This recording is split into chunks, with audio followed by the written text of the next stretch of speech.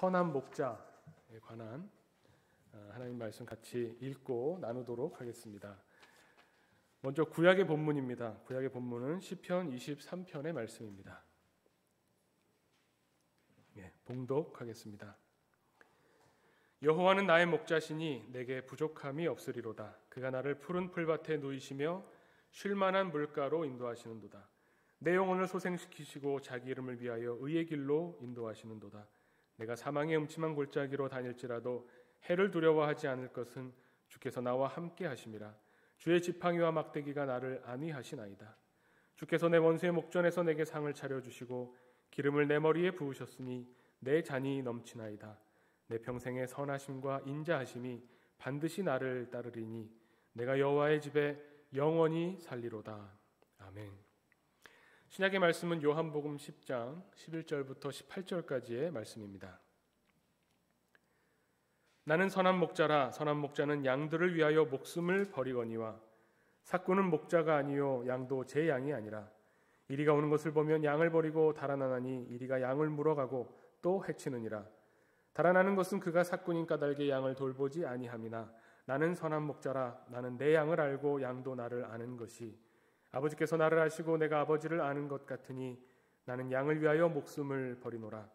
또 이 우리에 들지 아니한 다른 양들이 내게 있어 내가 인도하여야 할 터이니 그들도 내 음성을 듣고 한 무리가 되어 한 목자에게 있으리라. 내가 내 목숨을 버리는 것은 그것을 내가 다시 얻기 위함이니 이로 말미암아 아버지께서 나를 사랑하시느니라. 이를 내게서 빼앗는 자가 있는 것이 아니라 내가 스스로 버리노라. 나는 버릴 권세도 있고 다시 얻을 권세도 있으니 이 계명은 내 아버지에게서 받았노라 하시니라. 아멘. 오늘 말씀은 예수님이 말씀하신 대로 주님은 우리의 선한 목자가 되시죠. 나는 선한 목자라 이렇게 예수님께서 선언하십니다. 이 선한 목자라고 하는 이 말씀을 듣기만 해도 사실 우리 너무나 좋죠. 주님은 나의 선한 목자가 되신다. 그래서 이 선한 목자라고 하는 의미를 어떻게 생각하냐면 우리에게 가장 좋은 것을 주시고 가장 좋은 길로 인도하시면서 우리의 부족함을 채워주시는 시편 23편과 요한복음 10장을 이렇게 같이 읽으면 정말 우리는 주님을 목자로 따르는 양으로서 주님이 다 해주시는, 양들은 굉장히 어리석기도 하고 양들은 어떻게 보면 스스로 뭘 할 수 없는 존재이지만 목자가 있기 때문에 인도해주고 먹을 것을 먹여주고 목마를 때 물가로 인도해주는 그런 어떤 그 아름다운 장면들을 떠올리게 됩니다. 틀린 것은 아니죠. 그런데 오늘 이 선한 목자라고 하는 예수님이 우리에게 선한 목자가 되신다라고 하는 의미를 생각해 볼 때 한 가지 이야기를 떠올려 봅니다. 이 이야기를 통해서 한번 이 선한 목자 이야기를 더 나눠보겠습니다. 동화 중에 이런 이야기가 있습니다. 아버지와 아들이 이제 산을 지나가는데 아버지가 그 산의 나무 밑에 있는 버섯을 하나를 본 거예요. 그래서 아들에게 가르쳐 줍니다. 얘야, 저 버섯은 독버섯이다. 그러니까 먹으면 안 된다. 이렇게 이야기를 했습니다. 동화라면 여기서 이제 아버지와 아들의 이야기일 것 같은데 그게 아니라 동화라서 그 이야기를 듣고 깜짝 놀랐어요. 누가 깜짝 놀랐냐면 독버섯이 깜짝 놀랐습니다. 그래서 이 독버섯이 내가 독버섯이야? 그러면서 옆에 있는 버섯한테 물어본 거예요. 야 친구야, 내가 독버섯이야? 저 사람들이 나 독버섯이래. 그때 옆에 있는 친구 버섯이 뭐라고 그랬냐면 아니야, 너는 나의 좋은 친구야. 저 사람들 말 듣지 마. 이랬다는 거죠. 이게 동화입니다. 이야기는 뭐냐면 가만히 이야기를 들어보면 독버섯이냐 아니냐라고 하는 기준은 이 사람이 먹는 사람이 정한 거죠. 먹어서 해로우니까 독버섯이라고 그러고 안 먹는 겁니다. 사실 버섯끼리는 그런 거 없습니다. 같이 좋은 친구입니다. 색이 화려하고 뭔가 성분이 좀 그렇다는 거지 누구의 기준에 맞추느냐 그리고 누구의 시각으로 바라보느냐에 따라서 달라진다는 겁니다. 해로우냐 좋으냐 이거는 독버섯이냐 아니냐 우리는 그렇게 부르지만 사실 그건 우리의 기준이죠. 마찬가지입니다. 선한 목자에 관한 이야기를 우리가 읽으면서 선한 목자이신 예수님을 보면서 우리에게 너무나 좋은 분이다. 이 선하다라고 하는 것에 대한 관점과 개념을 한번 생각해 볼 필요가 있습니다. 선한 목자는 우리에게 좋은 것을 해주시는 분. 그리고 선하다라는 말을 들으면 우리가 순간적으로 떠올리는 것은 어떤 성품이 온화한 것, 나에게 늘 좋게 대해주시는 것.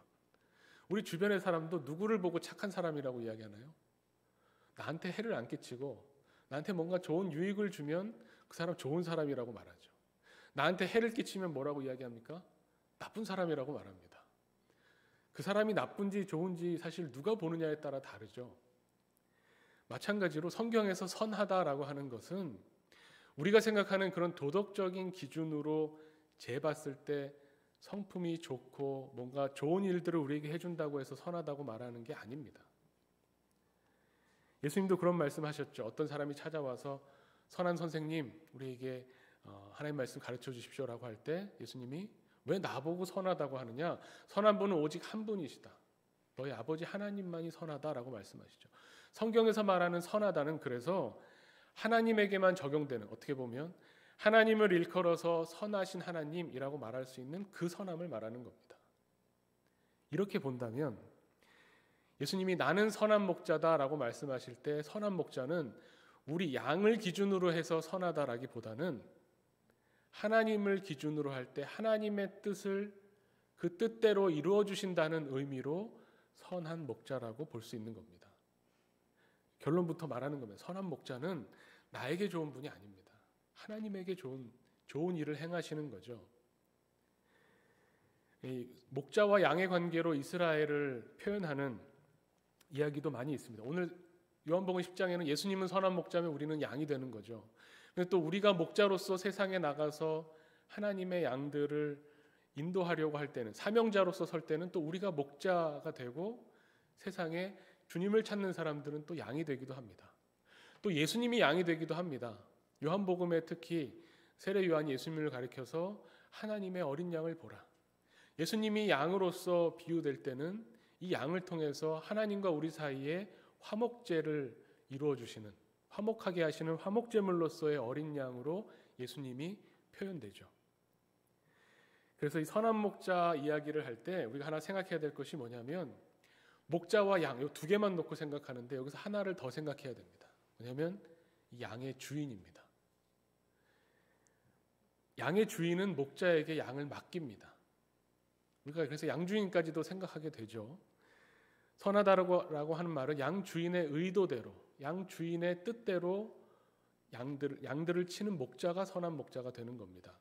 에스겔서에도 보면 이스라엘을 하나님의 양으로 표현하지만 그 이스라엘을 다스리는 사람들을 목자로도 표현하면서 34장의 1절 2절에 이렇게 이야기합니다.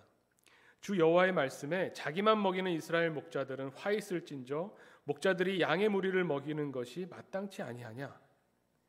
하나님께서 이스라엘의 양의 주인이 되시고 이 양을 맡겨주시는 목자로 지도자들을 세우셨죠. 그런데 이 지도자들이 종교적 지도자들이겠죠. 지도자들이 양을 먹일 생각을 하지 않고 자기들 먹을 생각만 하는구나 라고 비판하는 겁니다. 그래서 에스겔 34장 23절에 내가 한 목자를 그들 위에 세워 먹이게 하리니 그는 내 종 다윗이라. 그가 그들을 먹이고 그들의 목자가 될지라. 자기만 먹이는 이 목자들 때문에 안 되겠다. 내 양들이 먹질 못하니 내가 한 목자를 세워서 내 양을 먹이겠다. 하나님께서 이렇게 말씀하셨다는 겁니다. 그것이 오늘 요한복음에 나오는 예수님 말씀하시는 것처럼 나는 선한 목자다. 그리고 이 선한 목자와 대비되는 사람들이 나오는데 그 사람들이 바로 삭군 목자라는 겁니다. 삭군 목자는 그래서 자기가 먹는 데 관심이 있습니다. 양을 먹이는 데 관심이 있는 것이 아니라 자기가 먹는 데 관심이 있죠. 양을 통해서든 무엇을 통해서건 이 자기가 먹는 거에만 관심 갖지만 선한 목자는 어떤 목자냐? 양들을 먹이기 위해서 모든 것을 다 하는 사람입니다. 이 양들을 먹이는 것이 하나님의 뜻이기 때문에 하나님의 뜻을 이루기 위해서 목자 되신 예수님은 선한 목자가 되시기 위해서 어떻게 하냐면 양들을 살리기 위해서 자기 목숨을 버리는 겁니다. 그래서 선한 목자라고 할 때 양들을 위해서 목숨을 버리는 목자가 선한 목자다라고 표현하시는 거죠. 그냥 착해서, 목자가 너무 착해서 아이고 저 양 너무 불쌍한데 저 양 살리려고 내 목숨을 던져야지, 이거는 선함의 차원에서 나올 수 있는 이야기가 아니죠.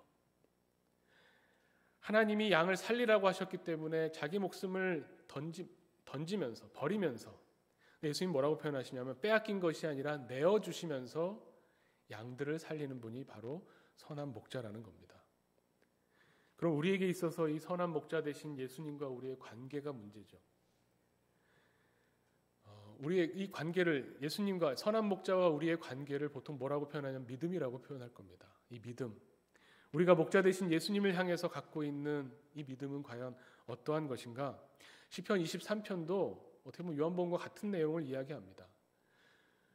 우리가 예수님을 마냥 우리가 원하는 것, 우리가 좋아하는 것, 우리가 필요로 하는 것을 채워주시는 분으로만 생각한다면, 그래서 시편 23편이 뭔가 나에게 부족함이 없습니다라는 것이 내가 원하는 것을 다 채워주십니다라는 의미로 생각한다면 시편 23편은 좀 이상합니다. 어디가 이상하냐면 푸른 초장에 누이시고 쉴만한 물가로 인도하셔서 부족함이 없게 만드셨는데 뒤에 가보면 사망의 음침한 골짜기를 다닐지라도 이런 말이 나와요. 가장 좋은 길로만 인도하셔서 아름다운 풀밭에만 있어야 되는데 왜 이 골짜기를 지나가야 될까요? 왜 굳이 햇볕도 들지 않는 음침한 골짜기를 지날 때 주님이 내 옆에 있으니 나는 괜찮다라는 말을 하는 걸까요? 이 시편 23편에 나오는 목자도 양에게 좋은 것만 주기 위해서 있는 것이 아니라 이 목자가 목적으로 하는 것이 있다는 것이 나옵니다. 23편 3절에 보면 이렇게 나오죠. 내 영혼을 소생시키시고 자기 이름을 위하여 의의 길로 인도하시는도다. 이 목자가 인도하는 이 길은 하나님의 영광을 위해서, 하나님의 뜻을 위해서 의의 길로 인도하시는 길이라는 겁니다. 그러다 보면 그 길에는 음침한 골짜기도 지나갑니다. 이 골짜기를 지나가서 하나님 앞에 섰을 때 내 잔이 넘치게 부어주시며 우리의 영혼을 소생시켜주시는 하나님의 구원하심을 누리게 된다라는 이야기를 하는 거죠. 그런 의미로 시편 23편이 그냥 낭만적이고 목가적이고 하나님을 믿으면 우리는 다 잘 될 거야, 그런 의미가 아닙니다. 하나님은 하나님이 우리에게 품으신 뜻이 있고 그 뜻을 이루기 위해서 예수님을 보내주시고 이 선한 목자이신 예수님은 하나님의 뜻을 이루기 위해 우리를 의의 길로 인도하신다는 것이죠. 그런데 이것을 믿느냐 믿지 못하느냐, 예수님은 정말 우리의 선한 목자시다라는 것을 믿느냐 그렇지 못하느냐가 우리에게는 문제가 되는 겁니다.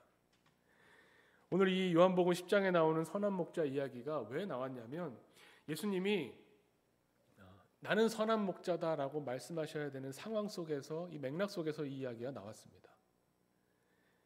예수님이 선한 목자이심을 믿느냐 믿지 못하느냐, 믿는 사람이 있었고 믿지 못하는 사람이 있었는데 그 이야기가 사실은 9장부터 이어집니다. 요한복음 9장의 이야기는 날 때부터 앞을 보지 못하는 맹인의 사건 이야기로 시작이 됩니다. 요한복음은 구성이 좀 그렇죠. 다른 복음서들은 예수님의 기적 이야기하면 예수님의 사건을 중심으로 묘사를 하고 넘어가는데 요한복음은 예수님에게 있었던 사건이 있으면 그 사건에 대한 해설, 설명이 붙습니다. 그래서 길어지고 복잡하고 내용이 어려워지죠. 9장의 내용도 날 때부터 앞을 못 보던 사람을 예수님이 고쳐주셨어요. 그럼 사실 이 사건으로 예수님이 기적을, 표적을 보여주셨구나 하고 넘어가면 쉬울 텐데 이 사건의 의미가 그 뒤에 이어지는 여러 가지 일련의 이야기들로 쭉 이 사건을 설명합니다. 사실은 태어나면서부터 앞을 보지 못했다는 이야기는 뭐냐면 원래 우리가 가지고 있어야 될 그 앞을 보는 기관, 눈이라고 하는 기관이 형성되지 않은 거죠. 그런데 예수님께서 진흙을 반죽하셔서 이 사람 눈에 발라주시고 실로암에 가서 씻어라. 그랬더니 이 사람이 실로암에 가서 씻었더니 앞을 보게 된 겁니다. 이 이야기는 무엇을 우리에게 보여줍니까? 창세기의 사건이 떠오르잖아요. 하나님께서 우리를 만드실 때 흙으로 우리를 빚으셔서 우리에게 생기를 불어넣어서 생명을 만들어 주셨습니다. 창조주 하나님을 우리는 믿죠. 예수님이 행하신 이 기적은 그냥 단순히 아픈 것을 고쳐주신 것이 아니라 아예 없었던, 앞을 보는 기관, 눈이 없었던 사람에게 눈을 창조해서 만들어 주신 겁니다. 이 사건은 예수님이 바로 하나님이라는 것을 증언하는 것이고 예수님이 우리에게 오신 하나님이다라는 것을 표적으로 보여주는 사건인 겁니다. 그런데 이 사건을 두고 유대인들 중에서도 바리새인들은 어떻게 반응을 하냐면 도대체 왜 이 기적을 안식일에 행했느냐, 안식일을 가지고 따지고요. 예수가 그럼 도대체 누구냐? 예수는 어디서부터 온 사람이냐? 예수님에 대해서 따지기 시작합니다. 그래서 이 눈뜬 사람을 불러다가 마치 신문하는 것처럼 물어보죠. 너에게 이 일을 행한 그 사람 예수가 누구냐?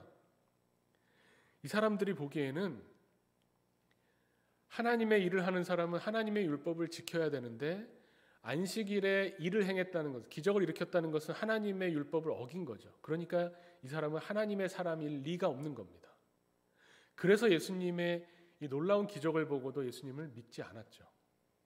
오히려 이 사람은 도대체 어떻게 된 사람이냐? 어떻게 된 사람이 하나님의 율법을 어기면서 이런 하나님의 기적 같은 기적을 일으키느냐? 그래서 유대인들 사이에 분쟁이 일어났다고 이야기합니다. 이 능력이 어디서부터 온 걸까? 근데 오히려 이 눈뜬 사람은 너무나 명확해요. 눈뜬 사람은 이 바리새인들에게 뭐라고 이야기하냐면 내가 나면서부터 앞을 보지 못한 사람이 눈을 떴다는 이야기를 들어본 적이 없는데 있을 수 없는 일인데 이것을 일으킨 이 사람을 놓고 어디서부터 왔냐고 따지니 참 이상합니다. 이건 하나님 아니면 하실 수 없는 일이잖아요. 하나님이 보낸 사람이라는 게 너무나 명확한데도 이거를 믿지 않는 거예요. 믿지 않는 게 오히려 이상한 겁니다. 예수님으로부터 눈을 뜨게 된 이 사람은 예수님을 어떻게 하나님의 메시아 혹은 하나님으로 믿지 못하지? 이게 더 이상하게 여겨지는 거죠. 이 사람이 하는 말을 보면 참 순진한 말하면 이상하다. 당신들은 왜 이걸 못 믿습니까? 라고 이야기하는 그 이 사람의 이야기를 들어보면 이 사람이야말로 정말 어린아이 같은 사람입니다. 참 순진한 사람이에요.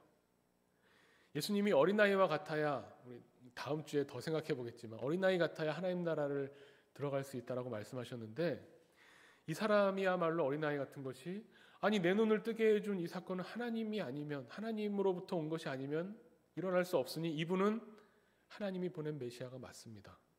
너무나 확실하죠. 이 사람의 믿음은 어떠냐면 또 얼마나 이 사람이 어린아이와 같냐면 유대인들이 바리새인들이 와서 약간 물어보죠. 신문하듯이 물어봅니다.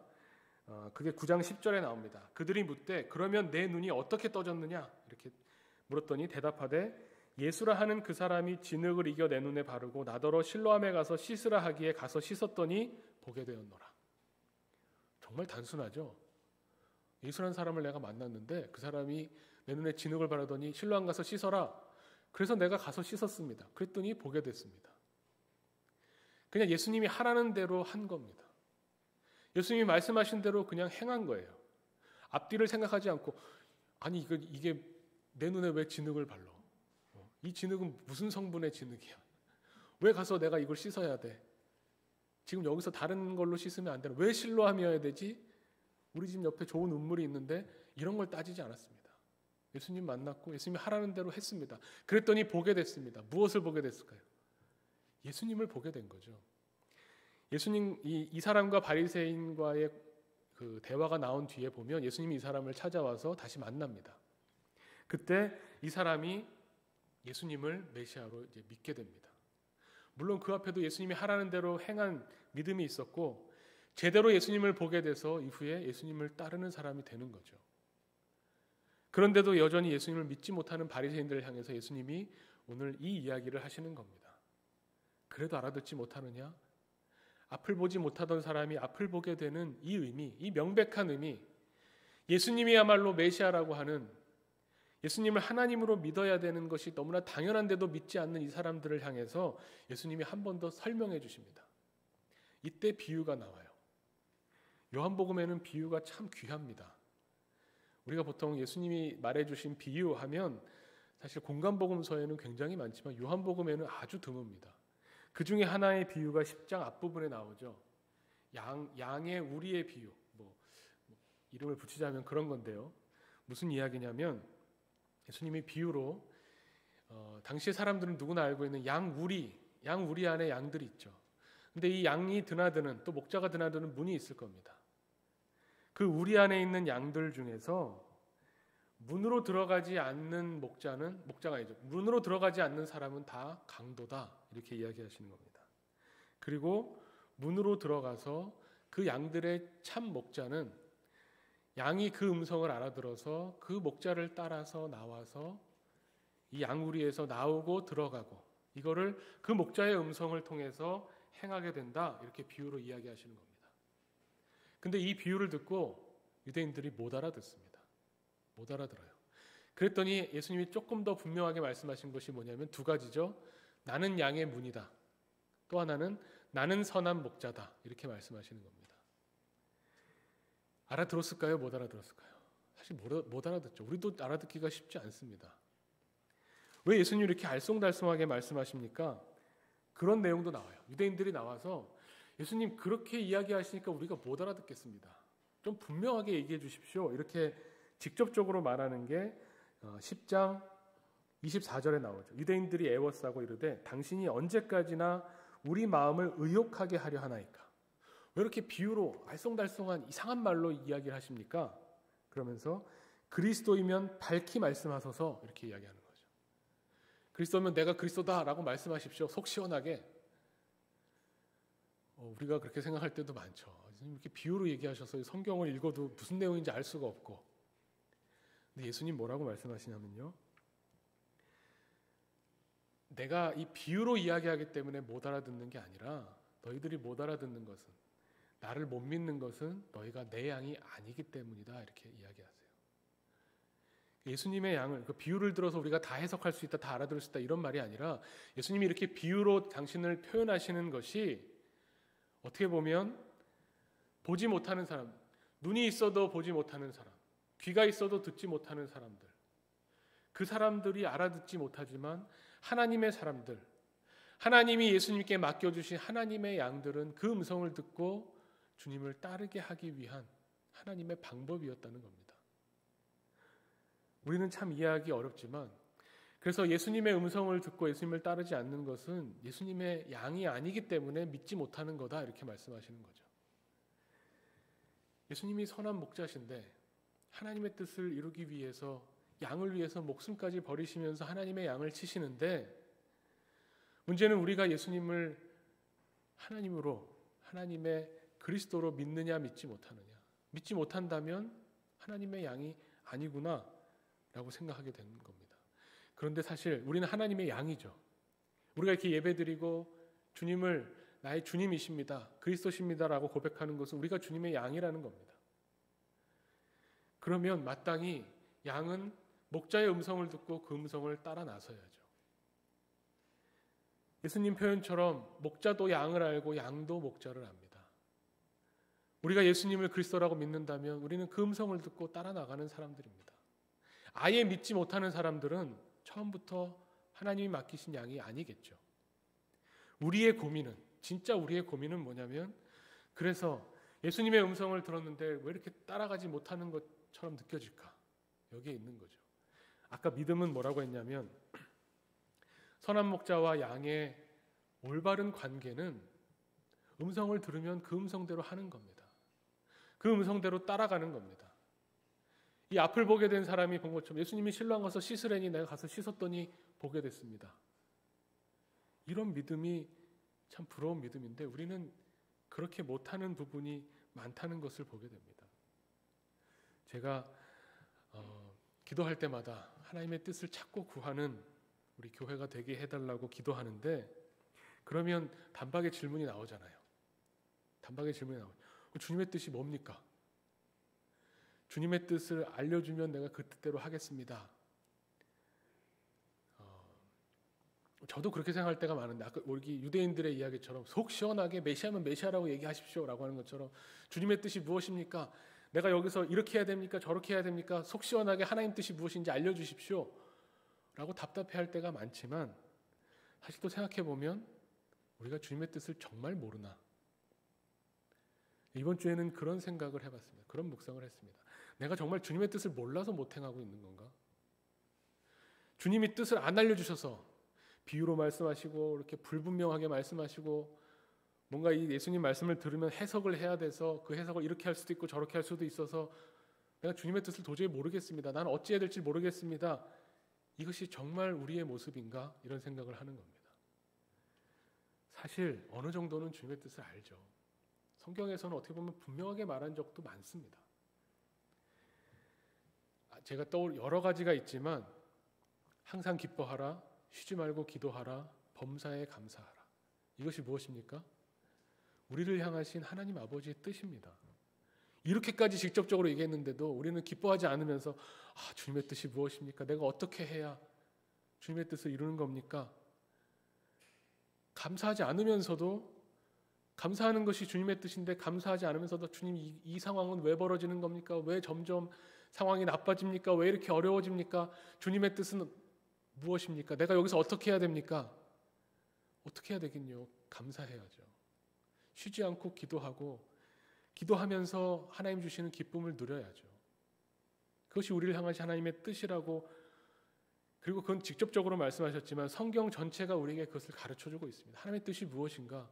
우리를 살리시는 것이고 하나님의 뜻이 무엇인가? 우리가 예수를 믿게 하는 겁니다. 우리가 정말 예수님을 믿는다면, 믿는 사람이라면 주님의 음성을 듣고 주님의 음성을 따르면 되는데 우리가 생각이 너무 많은 양들입니다.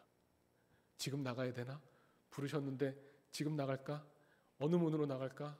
누굴 따라갈까?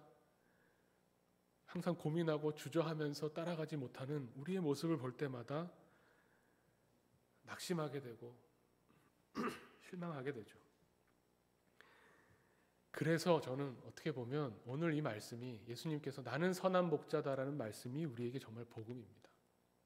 왜냐하면 예수님이 나는 선한 목자다가 도덕적으로 착하다, 성품이 온유하다, 또 양인 너희들이 내 말을 듣고 따라오지 않아도 내가 봐준다, 이런 의미가 아니라, 이런 의미로 선한 목자다가 위로가 될 수도 있겠죠. 주님은 선한 목자시니까 내가 지금 이 음성을 들었지만 당장 못 따라가는 걸 이해해 주시겠지 라고 생각하면서 위로받을 수도 있겠지만, 진짜 위로는 어디에 있냐면 예수님이 선한 목자시라고 하는 것은 뭐냐면 하나님의 뜻을 반드시 이루시겠다는 겁니다. 양의 주인인 하나님이 맡겨주신 이 양을 내가 반드시 인도해내겠다, 그런 의미의 선한 목자시기 때문에 오히려 우리에게 위로가 되고 복음이 됩니다. 예수님이 이 선한 목자에 관한 이야기를 쭉 하시면서 알아듣지도 못하는 바리새인들도 있지만 알아듣는 제자들도 있잖아요. 선한 목자다, 나는 선한 목자다라는 선언을 하시면서 결국 이 선한 목자가 우리와 어떤 관계를 맺느냐를 설명하시는데 그것이 10장 28절에 나옵니다.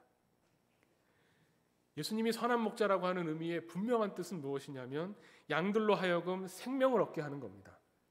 28절에 이렇게 말씀하시죠. 내가 그들에게 영생을 주노니 영원히 멸망하지 아니할 것이요 또 그들을 내 손에서 빼앗을 자가 없느니라. 정말 귀한 말씀이죠. 예수님이 우리의 선한 목자가 되신다고 하는 것은 무슨 의미냐면 우리에게 이 영생을 주시겠다는 겁니다. 우리에게 생명을 누리게 해주시겠다는 겁니다. 그리고 그러기 전까지 누구도 나에게서 너희들을 뺏어가지 못한다. 우리가 아무리 뒤로 빼고 주님의 음성을 듣고도 따라가지 않고 주님의 음성이 앞에 가는데 뒤로 향해 가는 양들이 있을지라도 주님께서는 하나도 놓치지 않고 그 양들을 절대 빼앗기지 않고 하나님이 베풀어 주시는 이 영생을 맛보도록, 이 생명을 누리게 하겠다. 이 예수님의 의지가 들어있는 선언이 바로 나는 선한 목자다라는 이 말씀에 있다는 겁니다. 이것이 우리에게 얼마나 위로가 되고 힘이 되는지 모릅니다. 우리는 그런 주님을 믿는 겁니다. 주님은 우리 한 사람도 놓치지 않고 잃은 양 하나도 그냥 내버려 두시지 않는 선한 목자시기 때문에 우리가 주님과의 관계를 맺고 주님을 믿음으로 따라가는 겁니다. 이 믿음이 우리에게 속해 있지 않기 때문에 믿음이 어떨 때는 있는가 싶다가도 없는가 싶고, 주님 말씀하신 것 이게 주님의 뜻이구나, 내가 할 수 있는 거는 이게 주님의 뜻이구나 하면서 막 하면서 보람도 느끼고 내가 주님의 뜻을 이루고 있구나라고 생각을 하다가도 하기 싫은 일이 주어지면 음침한 골짜기를 지나가야 되는데 여기를 지날 때는 너무 가기 싫어서 마치 믿음이 없는 사람처럼 행하기도 하지만, 그렇지만 주님은 선한 목자시기 때문에 우리를 끝까지 인도하신다는 겁니다. 저는 이 선한 목자의 의미가 여기에 담겨 있다고 생각합니다. 예수님이 우리를 향해서 하나님의 양, 하나님이 맡겨주신 양이라면 누구도, 그 어떤 누구도 빼앗기지 않고 잃어버리지 않고 우리를 인도하신다는 것. 이 선한 목자 되신 예수님을 우리가 바라볼 때에 우리가 아무리 음침한 골짜기를 지나더라도, 아무리 힘들고 어렵더라도 우리는 감사할 수 있습니다. 우리는 기뻐할 수 있고 기도할 수 있습니다. 예수님이 어떤 분이신가를 성경이 우리에게 명확히 알려주고 있기 때문에 하나님은 이런 분이시다. 예수님은 이런 분이시다. 너희는 예수님과 이런 관계를 맺고 있다. 너희가 마땅히 행해야 할 일들은 주님의 음성을 듣고 주님을 따라가는 것. 하나님의 뜻을 찾고 구해서 그 뜻대로 이 세상을 사는 것이 너희가 마땅히 해야 할 일이다. 성경은 분명하게 우리에게 말씀해주고 있습니다. 오늘 우리가 그 음성을 듣고 그 말씀을 읽고 주님이 원하시는 뜻대로 살아가기를 간절히 원합니다. 그것이 비록 안 되더라도, 잘 안 되고 우리가 생각하는 기준에 못 미치더라도 그래도 주님이 우리의 선한 목자 되시기 때문에 그 믿음으로 우리가 오늘도 나아가게 되는 줄로 믿습니다. 우리 하나교회 공동체를 인도하시고 이끌어 가시는 오직 단 한 분의 목자, 선한 목자 되시는 예수 그리스도를 바라보기를 간절히 축원합니다. 함께 기도하겠습니다. 하나님 아버지, 오늘 우리에게 선한 목자가 되시는 예수님을 바라봅니다. 우리 공동체가, 우리 교회가 주님의 몸된 교회라고 말씀하는데 머리 되시고 주인 되신 예수님을 따르기를 원합니다. 우리에게 욕심이 있고 우리가 원하는 바가 있지만, 그러나 주님, 우리가 이 과정을 겪으면서 주님의 인도하심을 따라가면서 점점 하나님이 원하시는 것을 우리도 원하는 사람들, 예수님의 뜻을 이 땅에 행하는 주님의 제자들 되기를 원합니다. 우리 한 사람 한 사람 심령 가운데 찾아와 주시고 목자 되신 주님께서 우리의 인생길을 인도하여 주시옵소서. 우리가 주님의 음성에 순종하며 따라가기 원하오니 주여 우리를 변화시켜 주시고 우리 한 사람 한 사람 성령으로 동행하여 주시옵소서. 예수 그리스도의 이름으로 기도하옵나이다. 아멘.